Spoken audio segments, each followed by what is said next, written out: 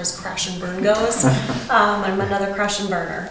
So I have CNS vasculitis, so central nervous system vasculitis, and I was, just to kind of fast forward for a second, I was diagnosed over 20 years ago. So, I mean, that's 1997 that all happened. And to go back to the symptoms and how this all came about, that's a little bit more difficult question for me because it did affect my brain immediately and solely.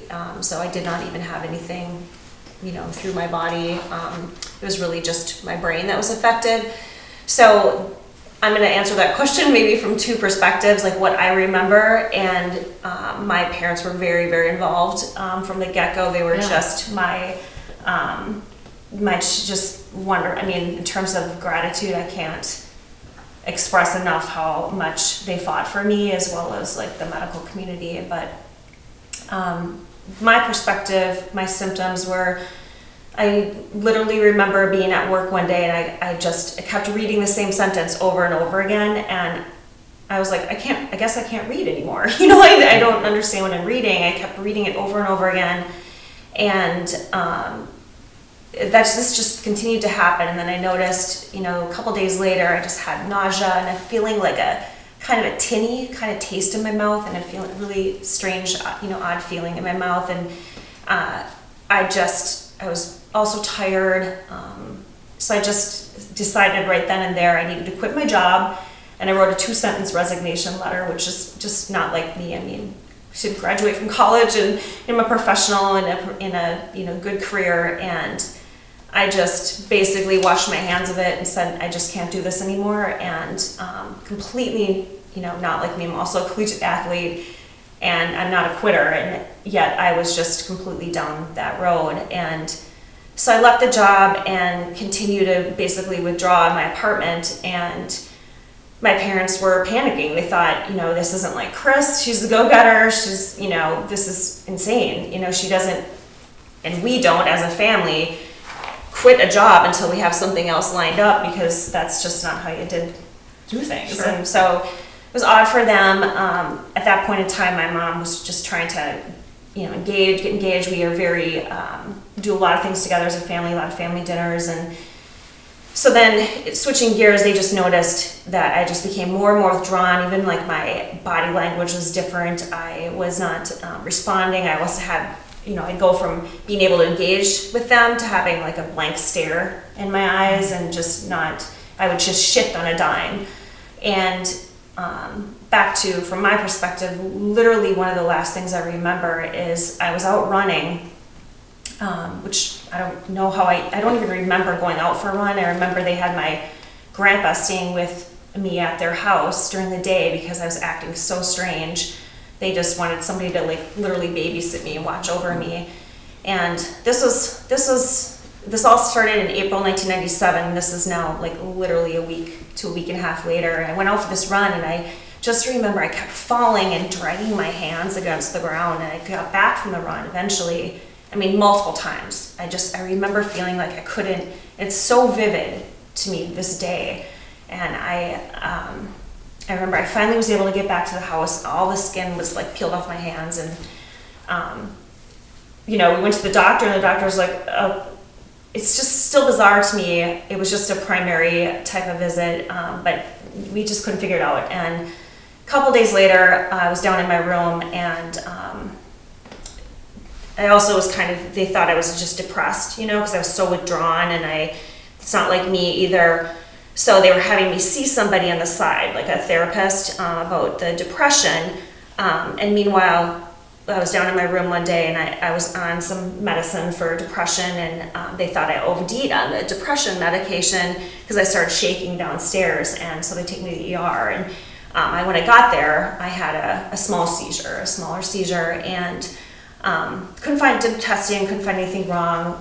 They thought I OD'd on, I was 26 years old, so maybe is either the drugs for the depression or something else, and I wasn't communicating very well. And so brought me back home, and then went to the emergency room a couple days later. Still couldn't find anything wrong, brought me home, and now this is like week 2, we're going to this day therapy program, and my mom is driving me in the car there, and I got sick and all over myself, and she thought this is insane that a grown woman wouldn't think to like say, hey, pull over, or turn the other way. But I didn't even realize I was getting sick, and I don't remember any of this at this point in time. And we got home, and I laid down, and she told me, I said, can we just rest for a minute? And I'm really tired, and I guess my forehead got really blotchy and red, and I sat up like crazy, and I wasn't even speaking, like I was speaking in tongues, I wasn't even speaking normal, and then I laid back down, and then I didn't talk. And so she called 911, called my dad, and they took me to the hospital, and at that point in time, they actually, my mom said, she's not going home. This is crazy, she's not going home, so, something's wrong. And so they were sending me up to the neurological unit, and on the way up, I had 3 grand mal seizures. And the nurse said, hey, this is not something, it was up, they're sending me up to the mental health area. And she said, this is not something that is in her mind. She's clearly has a medical situation with the seizures. And so then at that point, I guess that was mid-May-ish. And I didn't leave the hospital until, I don't know, then it took them until July 3rd, I had a brain biopsy, and that's when they diagnosed it. But from that, month long, I continued to, by the time they had sent me up to the epilepsy ward instead of mental health, I had stopped talking, and I continued to not speak, be able to speak with anyone, or, understand what was going on. And I think there were just multiple tests, and I continued to spike fevers and have seizures, and they kept escalating.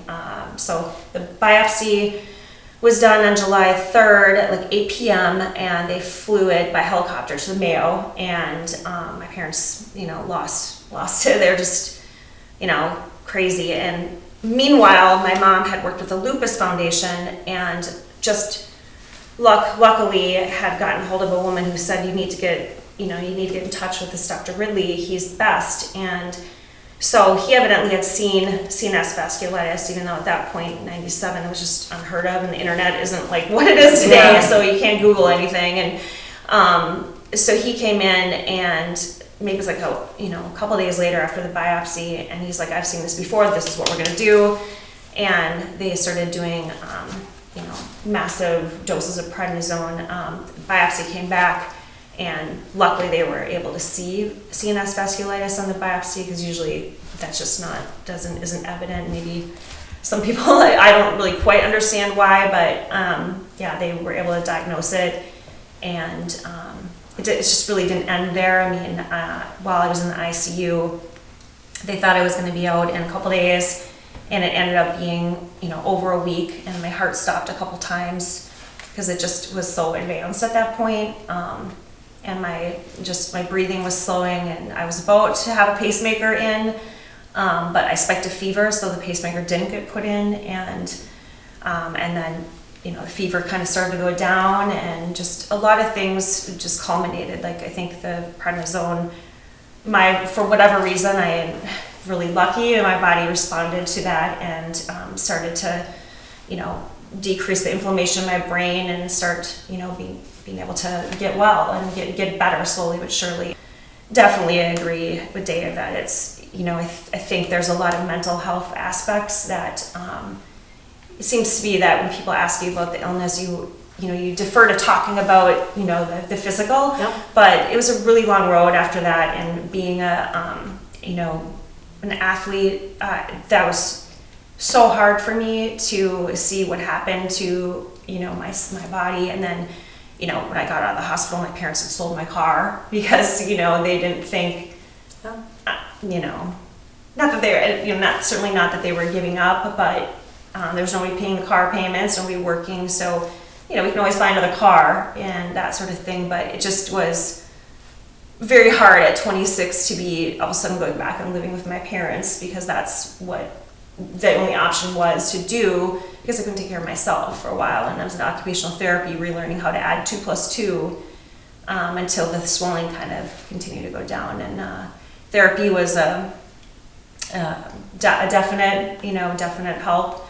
But even with therapy, it's just a long road. And when people say it takes courage to face your illness, I'm going to be the first to say it always worked for me to kind of block out anything that was scary or painful. So it took me years to really kind of face it, head on and just really deal with it, my own mortality and that I have to live my life a little bit differently in order to be like healthy. And I also agree with Dave that, there are things I learned from it that I think are really good takeaways in terms of self-care. And I may not have gone that road if it was working for me to just continue to pound away at my life the way I was. So I feel like it's brought me some calm, more so a sense of calm and understanding and being in relationship with other people and in different ways, more close ways. And so I'm very, very grateful for that and for my parents and I had 2 doctors that were just above and beyond, and I still see Dr. Ridley today, and he's just been fantastic. What life is like today, I think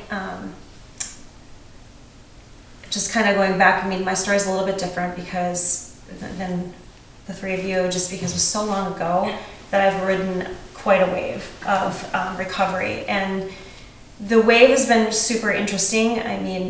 Initially, as soon as I was able to, I have to explain a little bit about, CNS vasculitis is such an impact on my brain, in that one of the things I struggled with the most was speech and communication. It wasn't as much writing as just being able to articulate the words that were in my brain. It's still even today, I feel very frustrated, thinking about it, because the minute, or any time when I feel I'm a little stressed or I feel a little under the weather, I feel like that's the first place it hits, when I feel like I'm having a minor flare, when the barometric pressure goes up or down or whatever. I think I have a little bit of a flare, and the speech piece is immediately evident to me, and I think I've learned to fake it till I make it, and so everybody else is like, what are you talking about? You're fine. But my mom, I think, can notice a little bit, because I get a little bit more tentative and unsure of myself. But because that was going on, but I have this physical strength. I've always been a really good athlete, that I threw myself right into, competing and running, and because it didn't affect, thank God it didn't affect my body, just my brain. So I thought, okay, I'm going to shift gears in my, early 30s, and I'm just going to be an amazing athlete, and I don't care, I'll work to get by, and I'll be fine. And well, there's still balance, and it took me a long time to learn that I'm still causing inflammation in my body when I'm pounding, on myself. And so I continue to have, 2, 3, 4 flares a year, and then I'd have to go in and have a prednisone infusion, and it was very mentally hard for me, because I'd be in a job, everything would be going great, a decent job. There was a lot of different, levels to get me back into working full time. It was like part-time, working in as a cashier, and that was even hard, counting back money or whatever. But I'd be in a job and I'd have a flare, and I'd be like, I can't get there on time, because I can't figure out in my head what time to start getting ready, what time to leave, and it was a mess. I was a mess. I even got fired from a job for that, which was mortifying, just mortifying for me. I don't know why. I feel terrible about that, and to this day. And at the same time, I got to move forward. But through age came, some wisdom of, I got to find a balance here. And so I made a decision for once in my life. I said, you know what? I'm not going to kill myself here. I'm not going to try to work full time and at a stressful job and try to be an athlete and try to be perfect in my life. No, I'm going to quit this job, and I'm going to do a job that I'm passionate about, and it's going to be less money, but I don't have to be a rock star at everything. I can be, I want to live, and I think I had like an awakening of, back to when I had this last, flare about 7 years ago. It scared me, quite a bit, and I thought, I don't know why I'm not learning my lesson. I've got to, I've got to be strong and make the decisions right for me. And so I did. I took a pay cut, and I've never looked back. It was the best decision. I feel like I finally, about that time I started spreading my wings a little bit and, kind of learning about vasculitis, facing it instead of burying my head in the sand, which, I don't know why I did that. That was just that was a mechanism. Everybody has a different mechanism to deal with, stress, but I didn't want to talk to anybody about it. My mom would be like, do you want to talk about it? Do you remember? Nope, I'm good. Let's just go forward, but, that held me back, trying to, bury my head in the sand, as any probably psychologist would tell you, don't do that, don't talk about it. But, I finally, that 7 years ago, I also made, besides the career, reducing the stress, and standing up for myself and just saying, I'm not going to do that. I'm going to, take a less stressful job, something I want to do. I also just, changed my diet up, quite a bit. I just, everybody does something different. I just stopped eating meat, and for like 7 months straight. I do eat it occasionally, like now, but and I felt like it was a bunch of things, and I really started focusing on sleep and just chilling out, and not taking everything so intensely. Which that's just, I don't know why, I'm wired that way, to be like all guns blazing all day every day, and I can't do that. I gotta rein it in. But so since then, like that was about 7 years ago. Like I said, I've been at my job now, Health Partners, for 5 years. I love it, absolutely love it. I'm passionate about what I do. I love the people I work with. I love being. I'm not a physician. I'm not in healthcare that way, but I've always, for the last 20 years, been passionate about health and wellness. Being a fitness instructor and whatnot, and a runner. So it's the best of both worlds for me. It allows me to be in a field that I'm passionate about, and I'm with some I work with a lot of different physicians that, everybody I work with is so empathetic and understanding and so proud of me for like where I'm at.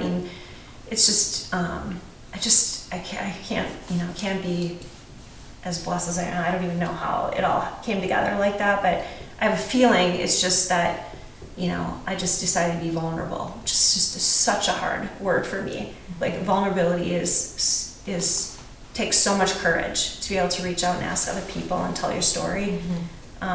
It's like, that's very hard for some people, and for me, it's the hardest thing. I'd rather go run a marathon than tell you my story. Like I just would. And to say I'm not okay. That's to say I'm not okay. I nope, no, thank you all day, every day. I'm good. I gotta work myself. Yep. Like this is like I had to. So stressed about it, like for like 2 weeks. Like it's maybe it doesn't appear that way to people, but it's not my bag at all. But maybe that's the best thing you can do, is just like public speaking, right? You're gonna rip the Band-Aid off and do the things that are the most stressful for you.